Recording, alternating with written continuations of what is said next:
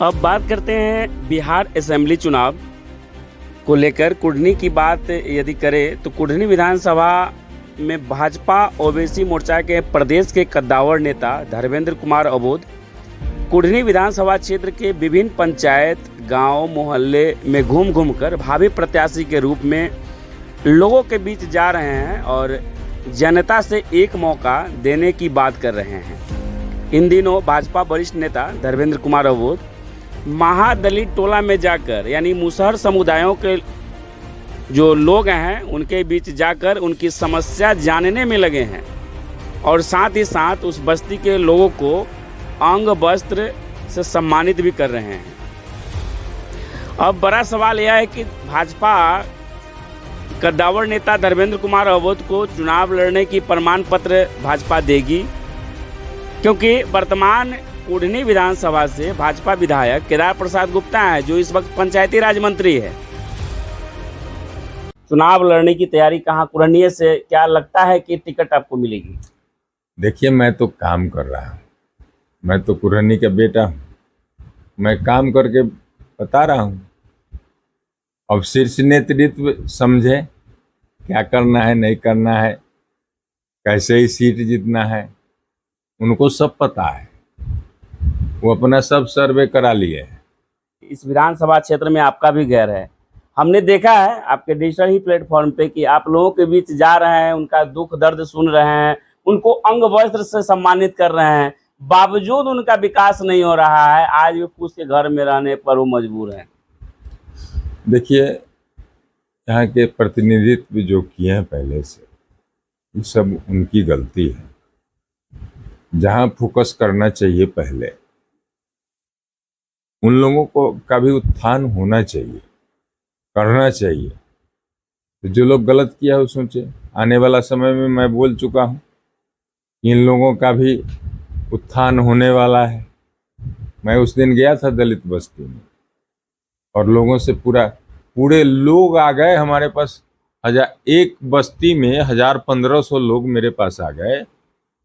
तो समझ सकते हैं, आप देखे होंगे डिजिटल मेरे फेसबुक पर किस तरह से लोग आए और किस तरह से हमारा सम्मान किए, कहे कि देखिए मेरा यही स्थिति। अब आप सभी को एक नज़र विस्तार से बताते हैं। बिहार के मुजफ्फरपुर ज़िले में कुल 11 विधानसभा सीट है, जिसमें हॉट सीट कुढ़नी विधानसभा क्षेत्र से भाजपा विधायक केदार प्रसाद गुप्ता, जो इस वक्त बिहार सरकार के पंचायती राज मंत्री हैं, वे इन दिनों मुखिया की योजनाओं का पूरे विधानसभा में घूम कर शिलान्यास और उद्घाटन करने में लगे हैं और कर भी रहे हैं। वे पुनः अपनी दावेदारी बरकरार रखने में लगे हैं। विधानसभा का जो मेरा संकल्प है कुढ़नी को स्मार्ट बनाने का, मुख्यमंत्री 7 निश्चय योजना से स्पेशल पैकेज देकर के बनवाने का काम किया गया है। और इस पंचायत के माननीय मुखिया मलमल जी ने मुझे आवेदन दिया था कि आज़ादी के बाद ऐसे कुछ सड़क हैं जो नहीं बन पाए और हम लोगों ने पंचायती राज व्यवस्था से स्पेशल पैकेज देके 60 लाख रुपया इन सब सड़कों को बनाने का काम किया है।